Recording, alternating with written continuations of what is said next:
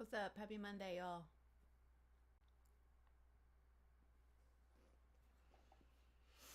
How are y'all?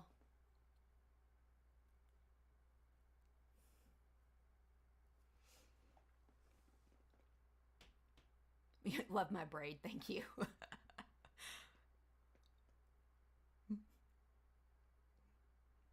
We're live all over the place right now. Instagram, Facebook, TikTok, YouTube. Probably some other place, but like I don't really know much about those other ones, I'll be honest.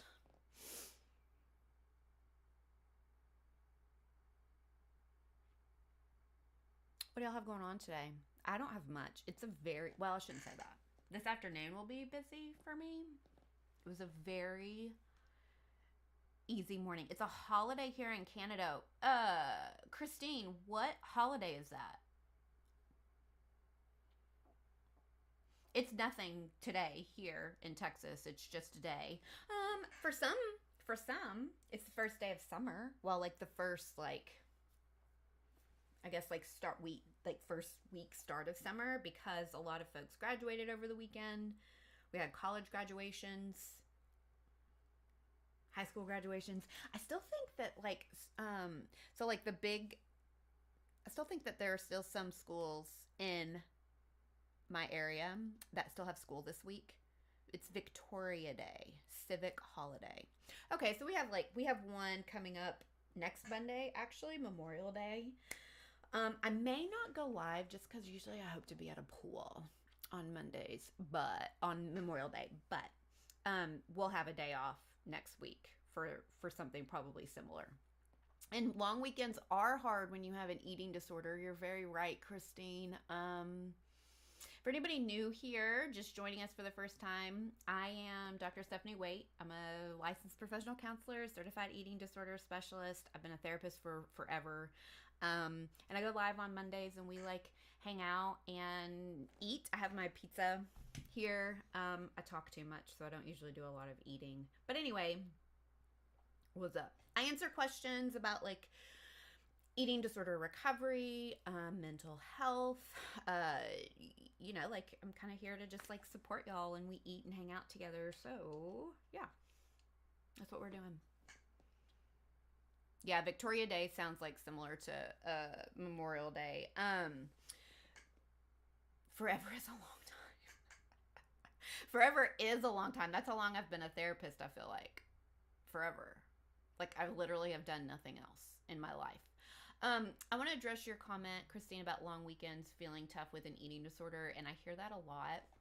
And I think that because for so many folks, routine is really important, right? And sticking with your schedule and having some consistency and stability and that's fine. But I think when there's those long weekends, maybe there's less going on. We don't have our work day or our school day to kind of distract us maybe or give us cues and clues that it's time to eat and how to feed ourselves, or we aren't distracted and so we our emotions and we might turn to food and things, right? So it is hard on the weekends, especially a long weekend, but I'm glad you're here.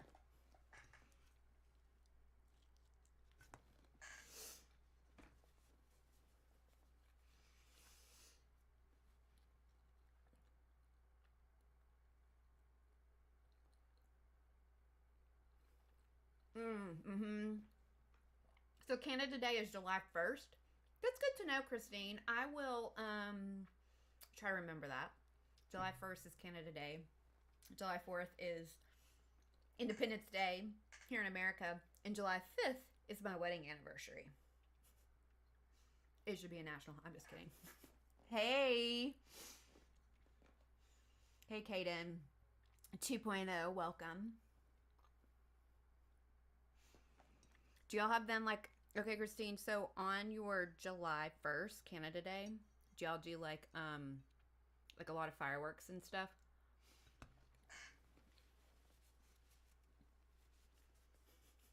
Just Kaden, I know Kaden, but I was reading your handle, right? Kaden 2.0. Yes.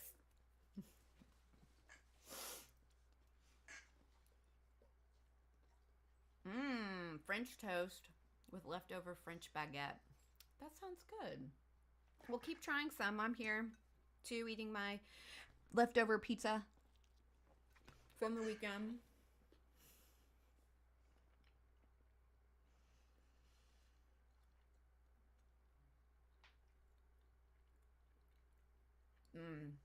Y'all do have a lot of fireworks, yeah.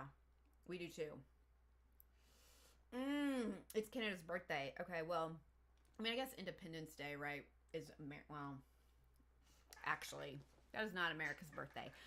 I'll be honest, okay? I went to school, public school, in a small Texas town, and I'm sure I was taught the history of my country, America, but probably not the true, real, full history. And so I don't really know the history of the United States. But anyway, July 5th, Independence Day, today we celebrate. There's a bunch of fireworks, and we like. July 4th, what'd I say? July 5th, that's our whatever. It's the, whatever, that holiday. Well, now I forgot what I was saying. Michael, my partner, he's in the other room. He pipes in occasionally. And he just said something, and it distracted me, so I don't know what I was saying. Oh, well. Hey, Christine, it's fine, right, to eat. Like, there's nothing wrong with it. Eating's human. It's normal. So, like, you don't have anything to feel bad about.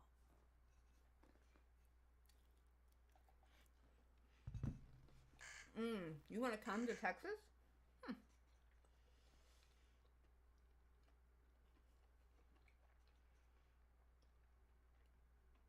You should come. Really good food. Lots of cool things to see.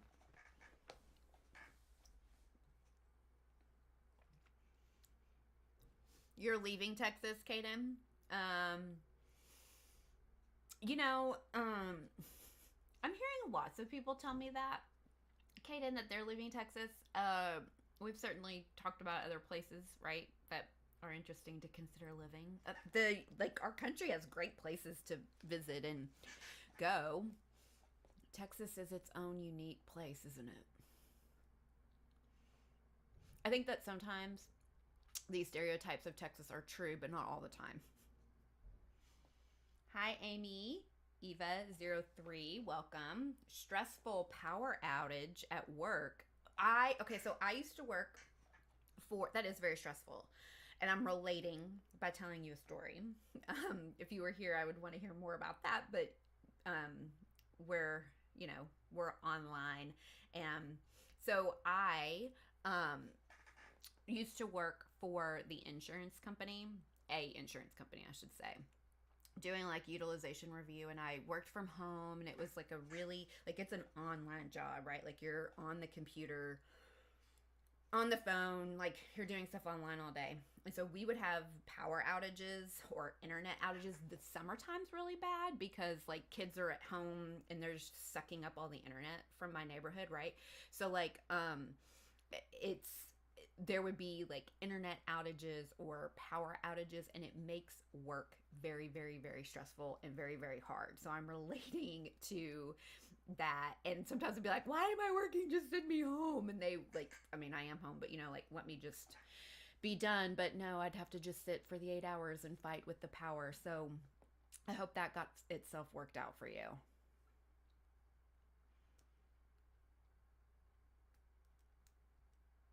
Okay, so moving out of Texas, moved up a little bit to a 2-year plan. That's fair. Um, hmm Kaden, I'm gonna even say, like, impulsivity, and maybe I should frame it this way.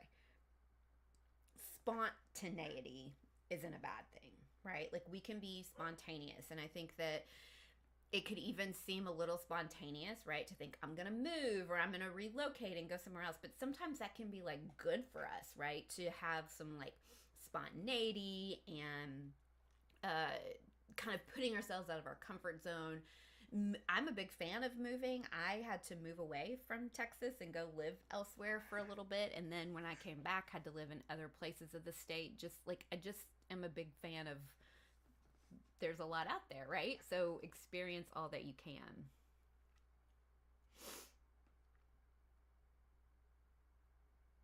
Mm. Yeah, Christine. So, um, I have a lot. I shouldn't say a lot. No, it's a lot. Um, of folks who will have bariatric weight loss surgery and then end up later a client. It's really hard. It's really hard. And if you had an eating disorder and then had weight loss surgery, I don't think, well, I know that doesn't help your eating disorder at all. And I've seen people have weight loss surgery and develop an eating disorder. And I have a colleague who, she was a registered dietitian, and she would often say it's not a matter of if you're going to have complications, it's just a matter of when you're going to have complications, because it's very, very hard, Christine, for like all the like our body changes. There is a lot of fat and weight stigma that goes into it. There are a lot of, like, it does limit how you can eat when you have surgeries. I work with a lot of like chronically ill, or people who have like chronic pain, right, or chronic illnesses, and it can make your appetite and feeding yourself very difficult, especially if you have like food allergies, right? Like that's a legit thing. I work with people who have sometimes like digestive autoimmune diseases, and so food and eating, you have to put thought into it, right? You have to really be thinking about what you're eating sometimes. So the rules, it's not, I don't know, Christine, you have to eat a certain way, right? Because like literally your body is limited. But I think that we can pay it. Oh, this is so nuanced, right? It's so nuanced. It's not black and white, and I can't say do this or don't do that, because it's really, we're individuals, right? And our food needs and our appetite needs change day to day. So I just want to say that I think you can learn how to pay attention to yourself, pay attention to your body, and it's all about just caring for your body, right? Like what's just the nicest, kindest, most compassionate, like caring thing that you can do for yourself. And that can take time to learn. I know that, but I think that's kind of how I help like clients like break that down and work through that, how do we start to get rid of some of these rules when really truly I have to eat a certain way, right? Well, how does it not become like disordered, and how do we keep it like, for my health? I love overalls. I love onesies. You know what I mean? Like anything that's just a one slip on and off, that's my thing.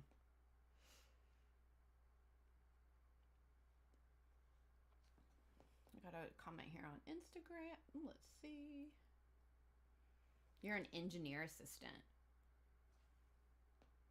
You're an engineer assistant, and we have tools that develop computer chips for electronics. Mm-hmm.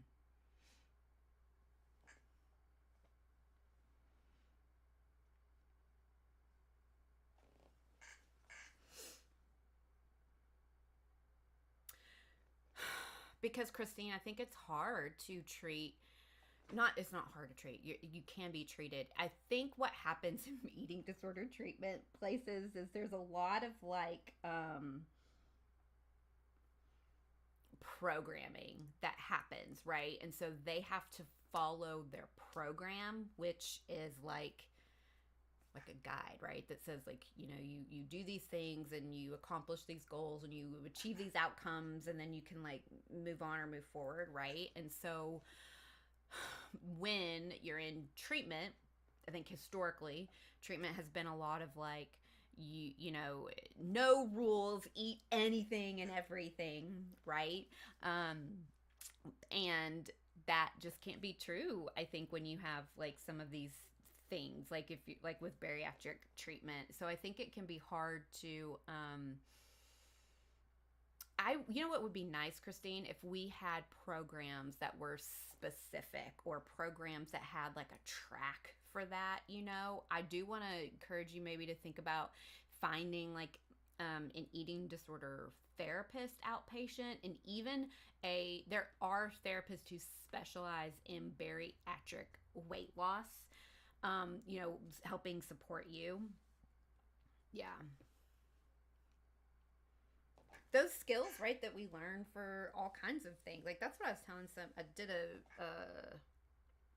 a professional consultation group the other day with a bunch of colleagues, and I said to them, like, we all know how to treat these things. Like, the skills and the tools that we use, they work for all of this, but we have to, what makes us like an expert, right, is that somebody who really understands the nuance of the disease, or understands like the nuance of bariatric weight loss surgery, and so I think that unfortunately just takes searching out those people sometimes. I wish it were easier to find them, but they do exist. I do know that.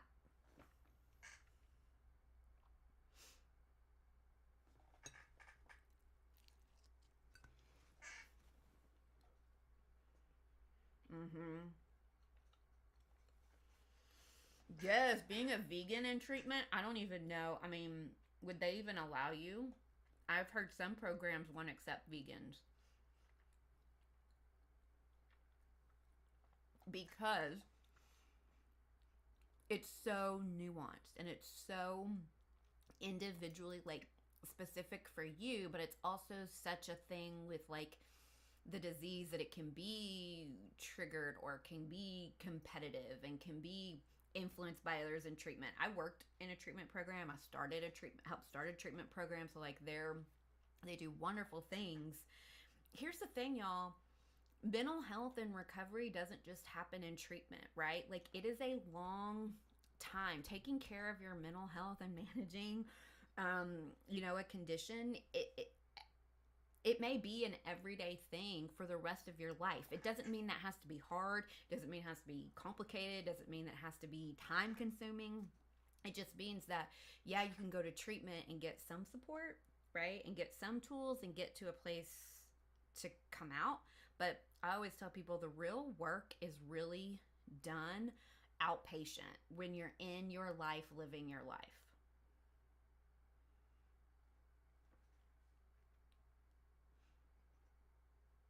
Hi.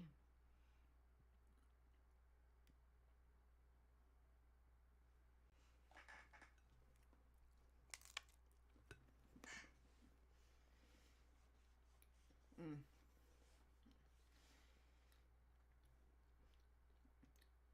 Christine, we just need more. I know it. We just need more.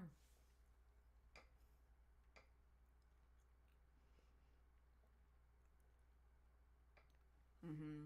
Outpatient. And if you are trying to get into a treatment program for a higher level of care, an outpatient therapist will do you a shit ton of good while you're waiting.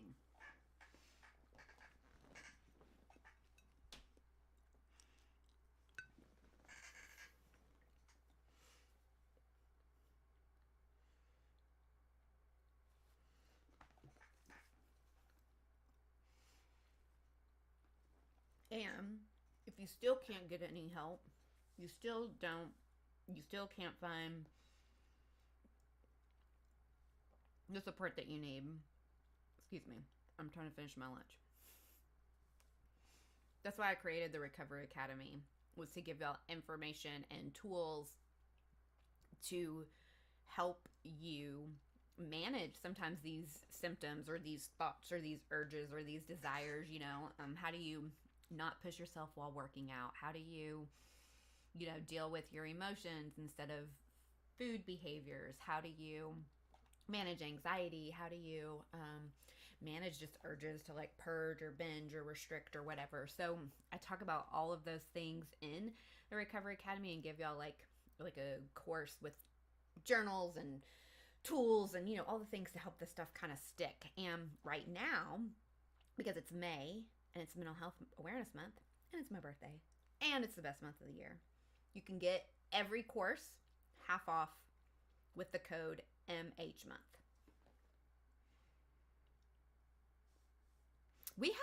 Did we have storms? We had a storm last night, and we're in a drought here, but I think it's going to rain a lot. We usually get a lot of rain this time of the year, so it's either like super dry or we usually get like a lot of floods. So we live by a lake, the Red River, and then there's Lake Texoma, right where I live, and we'll get so much rain. There's like all these like restaurants and bars, it's like a lake, people hang out, right? So they'll be like underwater. We get so much rain sometimes, and it sucks for those businesses when that happens.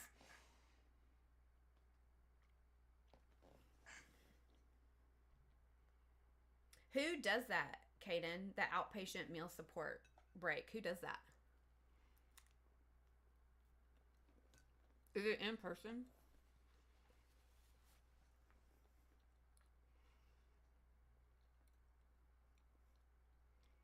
Carol Park in Dallas. Oh, I love Carol Park.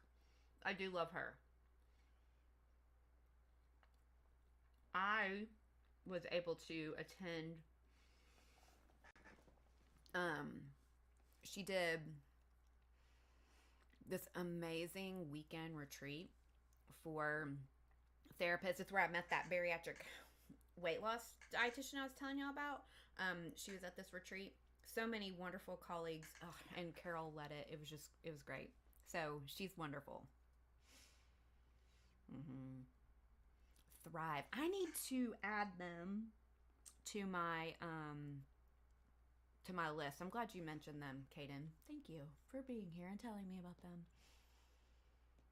How many times can a person go to treatment before they feel like a failure? Well, man, I think that is, again, kind of up to you. It's easy to feel that way probably after the first time, right? Because we think we're going into, when you go into treatment, your life is disrupted, really. And I think that it's not something that you really want to do.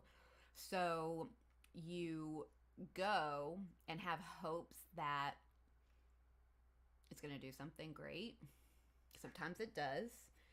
And sometimes it doesn't. Like, I think more honestly, y'all's treatment is really just how do we stabilize you? How do we just get you so that you can be in your life?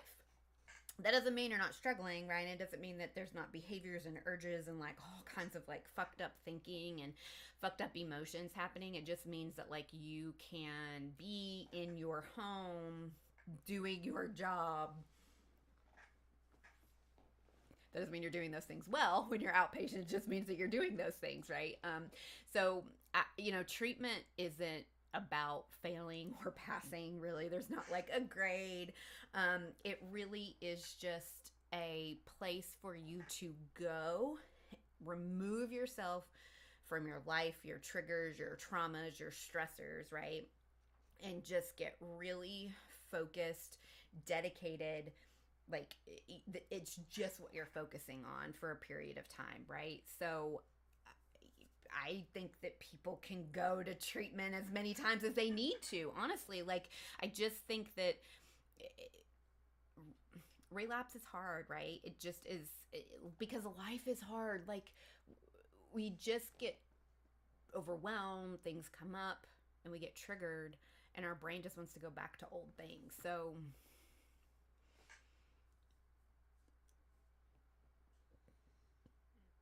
keep trying. You're worth it.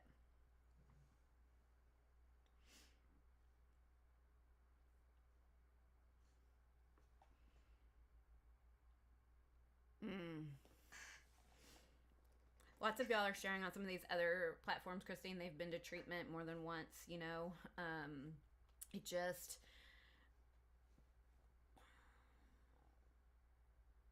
it's part of it. And then I think if you go to treatment and you get out and you don't have a good outpatient team, I think for sure relapse is very likely for you. I just hate to say, that's just the truth of it, right? But I think that I've had folks go into treatment and then they work really hard in outpatient, and that's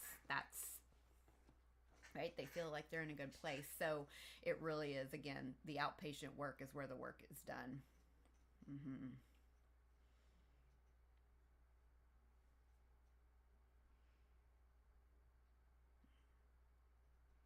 And it's so hard, Kate, and that's a good point. Comparison, right? We like to compare ourselves to other people in treatment. We think, well, this person's been to treatment this many times. I must not be as sick as them because I didn't go to treatment that many times, or I've never been to treatment, so I must not be that sick. Or, when you're sick with an eating disorder, there really is this thing of like it wants to destroy you, truly, right? So it really has all these thoughts about like it's gonna take you down. So it's gonna tell you you're not sick enough. See, like look at all this over here. People are saying this, and that's not you. So, but no, if you're thinking that, that's a symptom. That's all. It's a symptom. And it can be a very dangerous symptom, one that can be managed, right? But it is like if you're thinking I'm not sick enough, I would say you are, because that's an eating disorder symptom. So never sick enough. Never.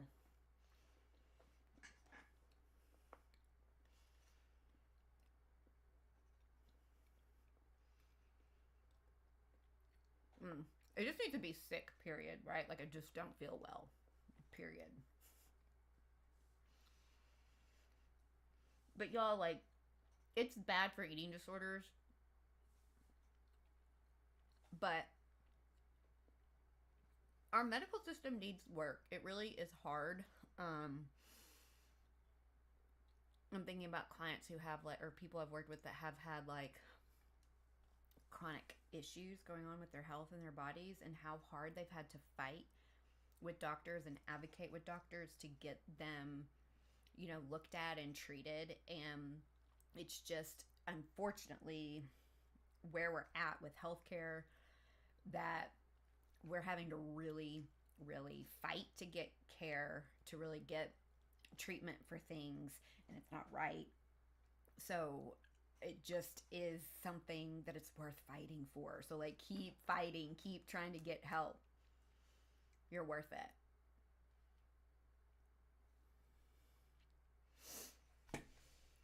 And so with that, friends, I'm gonna go finish my lunch. I might be here next week. It's Memorial Day. I'll probably pop on for a few minutes next Monday. So I'll see y'all next week. Y'all take care. Stay well. See you guys soon. Bye.